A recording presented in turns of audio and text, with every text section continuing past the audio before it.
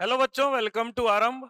आज हम लोग जो है इलेक्ट्रिक पोटेंशियल एंड कैपेसिटेंस के आगे वाले पार्ट को कवर अप करेंगे। तो यहाँ पर क्या है, हमको जो पहला टॉपिक है ये हमारा है डाई इलेक्ट्रिक स्ट्रेंथ। देखिए, काफी इंपॉर्टेंट टॉपिक है डाई इलेक्ट्रिक स्ट्रेंथ। स्ट्रेंथ का मतलब क्या होता है? बियरिंग कैपेबिलिटी, झेलने की जो क्षमता होती है उसी को हम लोग क्या बोलते हैं? स्ट्रेंथ बोलते हैं। ठीक है, स्ट्रेंथ जैसे आपकी स्ट्रेंथ की बात करें तो आप कितना देर तक कंटिन्यूअसली मान लीजिए कोई गेम खेल सकते हैं, या किसी का स्ट्रेंथ अगर देखेंगे स्विमिंग पूल में किसी को स्विम करने का कितना स्ट्रेंथ है, मतलब वो मैक्सिमम कितना तक वो अपना लोड बियर कर सकता है। किसी भी चीज को जब हम लोग करते हैं तो हमारे बॉडी में लोड आता है, तो वो लोड को कितना बियर कर सकता है, वही हमारा क्या होता है? स्ट्रेंथ होता है। तो डाइलेक्ट्रिक स्ट्रेंथ भी क्या हो गया? डाइलेक्ट्रिक स्ट्रेंथ मतलब क्या हो गया कि किसी भी डाइलेक्ट्रिक की कितनी कैपेसिटी है कि वो इलेक्ट्रिक फील्ड को झेल सके। Capacity of dielectric to bear the electric field, ठीक है, उसको हम लोग क्या बोलेंगे? डाइलेक्ट्रिक स्ट्रेंथ कहेंगे। तो maximum electric field that a dielectric can withstand without breakdown, breakdown हुए बिना डाइलेक्ट्रिक कितना इलेक्ट्रिक फील्ड को विथस्टैंड कर सकता है, मतलब झेल सकता है, उसको हम लोग क्या बोलते हैं? डाइलेक्ट्रिक स्ट्रेंथ कहते हैं। ठीक है, ये उसकी इंसुलेटिंग प्रॉपर्टी भी होती है। तो एयर की अगर हम लोग डाइलेक्ट्रिक स्ट्रेंथ की बात करें तो वो 3 × 10⁻⁶ वोल्ट पर मीटर इतना जो है इलेक्ट्रिक फील्ड को झेल सकता है। इलेक्ट्रिक फील्ड का एक और यूनिट ये भी होता है, वोल्ट पर मीटर। ठीक है, इलेक्ट्रिक फील्ड का एक और यूनिट होता है, वोल्ट पर मीटर भी होता है। तो एयर की कैपेसिटी कितनी है? 3 × 10⁻⁶ वोल्ट पर मीटर इलेक्ट्रिक फील्ड को झेल सकता है। अलग अलग मटेरियल का, पेपर का कुछ अलग होगा, और मान लीजिए वाटर का अलग होगा, या जो भी है इंसुलेटिंग मटेरियल का अलग अलग होगा। क्लियर है? तो यही हमारा है। तो अब क्या होता है कि अगला जो टॉपिक होता है इसको हम लोग बोल रहे हैं इलेक्ट्रोस्टैटिक शील्डिंग। तो इलेक्ट्रोस्टैटिक शील्डिंग का सिंपल सा कॉन्सेप्ट है, किसी भी कंडक्टर का पूरा जो चार्ज है कहां पर स्टोर हो जाता है? कंडक्टर का पूरा चार्ज एक्यूमुलेट हो जाता है उसके सरफेस के ऊपर। ठीक है, जिसके कारण से कैपेसिटर के सरफेस के अंदर में कोई भी चार्ज नहीं रहता। अब गॉस थ्योरम के अनुसार हम लोग पढ़े हैं कि E dot D S it is equal to Q upon epsilon not, integration of E dot D S is equal to Q upon epsilon not. तो ई इंटू मान लीजिए डी एस क्या हो गया? टोटल एरिया हो गया Gaussian surface का, is equal to charge कितना है? 0। तो इलेक्ट्रिक फील्ड भी हमारा कितना हो जाएगा? इलेक्ट्रिक फील्ड की वैल्यू कितना आ जाएगा? 0 आ जाएगा। मतलब क्या है कि एक कंडक्टर के अंदर में इलेक्ट्रिक फील्ड कितना हो जाएगा? 0 हो जाएगा। तो ये जो कॉन्सेप्ट है इसको यूज किया जाता है इलेक्ट्रोस्टैटिक शील्डिंग के तौर पे। क्या मतलब हुआ शील्डिंग का? मान लीजिए कि आपके पास ऐसा कोई डिवाइस है, आप चाहते हो कि इस पे इलेक्ट्रिक फील्ड का कोई प्रभाव ना पड़े। जैसे एक एग्जांपल मैं आपको बताता हूं। मान लीजिए कि आप एक ऐसा चेंबर बनाना चाहते हैं जिसमें आप चाहते हो कि मोबाइल का टावर पकड़े ही ना। ठीक है, आप किसी के यहाँ का मोबाइल का सिग्नल को वीक करना चाहते हैं। तो आपको क्या करना होगा? वो जिस चेंबर के अंदर है या जिस रूम के अंदर है उस रूम को टोटली आप क्या करेंगे? मेटल से रैप कर देंगे। टोटली क्या कर देंगे? मेटल से रैप कर देंगे। तो जब आप टोटली मेटल से उसको रैप कर देंगे तो उसके अंदर का इलेक्ट्रिक फील्ड 0 होगा। और मोबाइल का सिग्नल ये भी क्या होता है? एक इलेक्ट्रिक फील्ड ही होता है। तो इलेक्ट्रिक फील्ड कितना हो जाएगा? 0 हो जाएगा। तो अंदर में जो है उसका सिग्नल नहीं आएगा। आप लोग चाहें तो अपने घर में एक एक्सपेरिमेंट करके देख सकते हैं कि अपने मोबाइल को कुकर के अंदर डाल दीजिए। ठीक है, कुकर के अंदर डाल दीजिए, फिर आप उस मोबाइल को कॉल लगाने की कोशिश करेंगे तो वो कॉल नहीं लगेगा। इसलिए नहीं लगेगा क्योंकि अंदर जाते ही उसका सिग्नल 0 हो जाता है। वो भी नहीं करना चाहते हैं तो आप अपने मोबाइल को एल्यूमिनियम रैप में लपेट लपेट दीजिए। लपेट देने के बाद आप देखेंगे कि उसमें सिग्नल आना 0 हो गया। इसलिए आपको क्या हो गया? आपको कॉल नहीं लगेगा, आपका कॉल नहीं लगेगा। ये कॉन्सेप्ट है इलेक्ट्रोस्टैटिक शील्डिंग का। कई सारे ऐसे इलेक्ट्रॉनिक डिवाइसेस होते हैं जो इलेक्ट्रिक फील्ड के अंदर में आकर के खराब हो जाते हैं। तो उसको क्या करते हैं? अपन मेटल कंटेनर के अंदर रख देते हैं। ठीक है, मेटल कंटेनर या उसके अंदर उसको मेटल के रैप में डाल करके रख देते हैं, जिसके कारण से वो जो है उसके अंदर वो इलेक्ट्रॉनिक डिवाइस क्या रहता है? सेफ रहता है। इलेक्ट्रो उसके ऊपर इफेक्ट नहीं पड़ता। क्लियर? अच्छी तरह से उसका खुद का कोई इफेक्ट नहीं पड़ता है। तो ये हम लोग आगे बढ़ते हैं। तो हमारा नेक्स्ट टॉपिक है कैपेसिटर एंड कैपेसिटेंस। कैपेसिटर क्या है? कैपेसिटर एक डिवाइस है। Capacitor it is a device या it is a component. It is a component.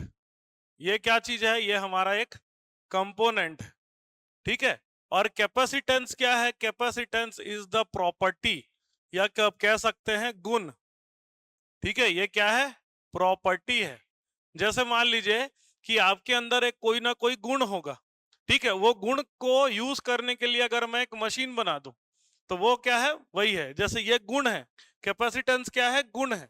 किसका गुण है? डाइलेक्ट्रिक का गुण है, ठीक है। चार्ज स्टोर करने की कैपेसिटी क्या कहलाती है? डाइलेक्ट्रिक का गुण कहलाती है।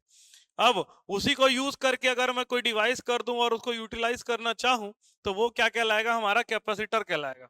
तो अगर पहले हम लोग बात करें कि कैपेसिटर होता क्या है, तो कैपेसिटर कुछ और नहीं होता। कैपेसिटर में दो मेटल का प्लेट होगा, दो मेटल का प्लेट होगा। There will be two metal plates, two metal plates. अब ये मेटल का प्लेट कैसा होगा? तो ये मेटल का प्लेट कैसा हो सकता है? दो आप पैरेलल ऐसा बना दे, ठीक है। पैरेलल शीट ऑफ चार्ज बना दिए, शीट दो प्लेट ले लिए, उसको पैरेलली कनेक्ट कर दिए, ये भी हो सकता है। दो कंसेंट्रिक सिलेंडर टाइप का भी हो सकता है, ठीक है। दो कंसेंट्रिक, याद रखिएगा दो होगा, होना चाहिए, कम से कम दो होना चाहिए। कम से कम क्या? दो ही होना चाहिए, दो के अलावा नहीं होना। या फिर क्या हो सकता है? दो सिलेंडर, ये आपका जो है दो स्फीयर हो गया, ठीक है। अब तीसरा क्या हो सकता है? दो कंसेंट्रिक सिलेंडर भी हो सकता है, दो कंसेंट्रिक सिलेंडर भी हो सकता है। तो ये क्या कहलाएगा? ये हमारा कैपेसिटर कहलाता है, ठीक है। कैपेसिटर में क्या होगा? दो मेटल का प्लेट होगा। अच्छा, एक जो होगा वो पॉजिटिव उससे कनेक्टेड होगा, ठीक है। एक पॉजिटिव से कनेक्टेड होता है और एक क्या होता है? नेगेटिव टर्मिनल से कनेक्टेड होता है। एक पॉजिटिव टर्मिनल से कनेक्टेड होता है, दूसरा क्या होता है? नेगेटिव टर्मिनल से कनेक्टेड होता है। कनेक्ट होने के बाद ही इसके अंदर क्या होती है? चार्ज स्टोरिंग कैपेबिलिटी आ जाती है, ठीक है। तो ये दो चीजें, ये कि हमारा क्या है? कैपेसिटर है। तो कैपेसिटर को समझने के लिए एक हम लोग छोटा सा एक्सपेरिमेंट समझते हैं कि एक बार क्या किया गया कि दो मेटल के प्लेट को रखा गया, ठीक है। दो मेटल के प्लेट को रखा गया और उसमें क्या कर रहे हैं? उसमें चार्ज स्टोर करने के लिए हम लोग क्या कर रहे हैं? हम लोग उसमें चार्ज स्टोर करने की कैपेबिलिटी देख रहे हैं कि कितना ये चार्ज स्टोर कर सकता है। इसके अंदर में क्या है? बीच में डाल दिया गया, बीच में डाइलेक्ट्रिक डाल दिया गया। बीच में क्या डाल दिया? बीच में हम लोगों ने डाइलेक्ट्रिक डाल दिया, ऐसा, ठीक है। अंदर बीच में क्या डाल दिया? डाइलेक्ट्रिक डाल दिया। अब जैसे ही कैपेसिटर में कैपेसिटर का प्लेट अपने आप को चार्ज करता है, एक तरफ पॉजिटिव चार्ज हो गया, पॉजिटिव क्यू चार्ज, एक तरफ नेगेटिव क्यू चार्ज हो गया। कैपेसिटर का प्लेट क्या हो गया? खुद को चार्ज कर लिया। कैसे चार्ज किया? उसको हम लोग इसी चार्ज कंडक्टर से लगा दिए या कुछ भी कर दिए, या इंडक्शन के थ्रू हम लोग उसको चार्ज कर दिए, किसी प्रकार से चार्ज कर लिए। और ये देखा जा रहा है कि इसके बीच का अगर हम लोग वोल्टेज देखें कि भाई ये दोनों प्लेट के बीच में पोटेंशियल डिफरेंस कितना है, तो ये दोनों के बीच में पोटेंशियल डिफरेंस हम लोग कह देते हैं वीडी, ठीक है। वीडी, ठीक है। तो यहां पर हम लोग क्या बोलेंगे? Plus Q and minus Q R charge of to plates. दो प्लेट्स जो है, टू मेटल प्लेट्स, दो मेटल प्लेट्स के बीच के जो चार्ज हैं वो क्या है? एक प्लस क्यू है और दूसरा क्या है? माइनस क्यू है। अच्छा, दूसरा चीज क्या है? VD is the potential difference between the plates. दोनों प्लेट के बीच में क्या हो गया? पोटेंशियल डिफरेंस है। तो ये पाया गया कि कितना चार्ज स्टोर करेगा ये डायरेक्टली प्रोपोर्शनल टू क्या होता है? उसके पोटेंशियल डिफरेंस के बराबर होता है। पोटेंशियल डिफरेंस आप जितना ज्यादा रखेंगे उतना ज्यादा ये जो बीच में कैपेसिटर को, एक तो बाल्टी जैसा समझिए, बाल्टी मतलब जिसमें पानी भरते हैं, कैपेसिटर में चार्ज भरते हैं, चार्ज स्टोर करने की कैपेबिलिटी हो। तो ये कैपेसिटर क्या करेगा? ये कैपेसिटर कितना चार्ज स्टोर करेगा? Amount of charge stored by the capacitor. Capacitor क्या होता है? दो प्लेट होता है। दो प्लेट कैसे भी, या तो दो पैरेलल प्लेट होगा, या दो सिलेंड्रिकल प्लेट होगा, या दो तो स्फेरिकल प्लेट होगा। तो इनके बीच में ज्यादातर जो होता है सिलेंड्रिकल प्लेट ही होते हैं, ठीक है। पैरेलल प्लेट भी होते हैं। अब बात करते हैं कि ये कितना चार्ज स्टोर करेगा। ये चार्ज स्टोर करेगा, Q is directly proportional to VD, potential difference between the plates. तो जब ये प्रोपोर्शनल साइड हम लोग हटाते हैं तो हम लोग को एक रिलेशन मिलता है, एक कांस्टेंट से मल्टीप्लाई करना होता है। ये कांस्टेंट हमारा होता है C इंटू वी। ये कांस्टेंट क्या होता है? ये कांस्टेंट होता है आपका C इंटू वी। यहाँ पर C को क्या कहा जाता है? C इज कॉल्ड, C को क्या कहा जाता है? C इज कॉल्ड कैपेसिटेंस, इसी को क्या कहा जाता है, कैपेसिटेंस।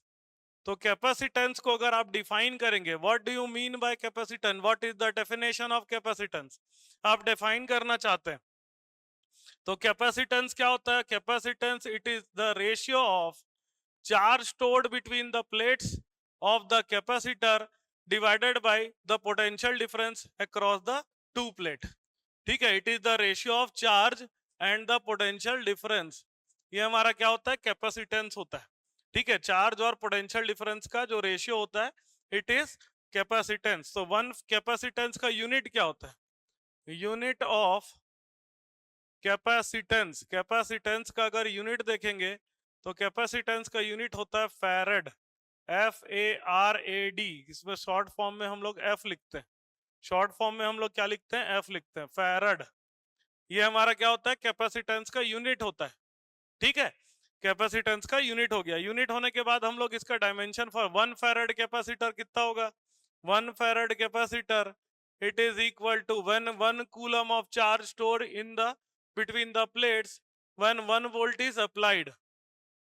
ठीक है, on the application of 1 volt if the charge stored is 1 coulomb then capacitance is said to be 1 farad।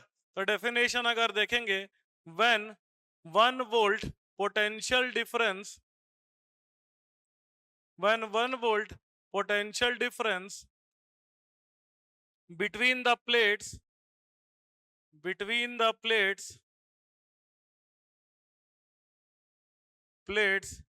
causes to store 1 coulomb charge, 1 coulomb charge को स्टोर करने की कैपेबिलिटी रखता है, 1 कूलम चार्ज को स्टोर करने की कैपेबिलिटी रखता है, तो उस कंडीशन में हम लोग कहते हैं कि capacitance is said to be 1 farad. Then capacitance is said to be 1 farad, 1 farad उसका कैपेसिटेंस होता है। ये हमारा क्या है, कैपेसिटेंस का 1 फैरेड कैपेसिटेंस कितना होता है। अब कैपेसिटेंस का हम लोग डायमेंशन फॉर्मूला भी जरा देख लें। तो कैपेसिटेंस का डायमेंशन क्यू को क्या लिख सकते हैं, आई इंटू टी के बराबर लिख सकते हैं, current multiply by time it is equal to charge. ठीक है और पोटेंशियल को क्या लिख सकते हैं, पोटेंशियल को हम लोग लिख सकते हैं, पोटेंशियल को हम लोग करंट के, पोटेंशियल बेसिकली क्या होता है, पोटेंशियल बेसिकली एक एनर्जी होती है। ठीक है, तो पोटेंशियल इज एनर्जी, और एनर्जी का डायमेंशन फॉर्मूला क्या होता है, एनर्जी का डायमेंशन फॉर्मूला होता है mL2T-2। तो ये हो जाएगा हमारा mL2T-2। पोटेंशियल कुछ और नहीं होता, पोटेंशियल जो है work done per unit charge ही होता है। पोटेंशियल क्या होता है, पोटेंशियल हमारा work done per unit charge ही होता है। तो इसको हम लोग थोड़ा इसको मॉडिफाई कर लेते हैं, आपको सॉल्व करने में आसानी होगा। तो एक तरफ हो गया Q, और पोटेंशियल क्या होता है, work done per unit charge होता है।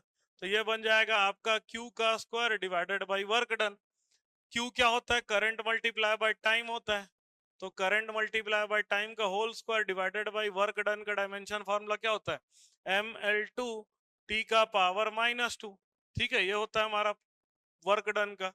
अब ये हो जाएगा एम्पियर का स्क्वायर टाइम का स्क्वायर डिवाइडेड बाय m का पावर 1 L का पावर 2 T का पावर -2। कंबाइन करेंगे तो कितना हो जाएगा, m का पावर -1 L का पावर -2 T का पावर -4 A का पावर 2। ये क्या हो जाएगा, डायमेंशन फॉर्मूला फॉर कैपेसिटेंस।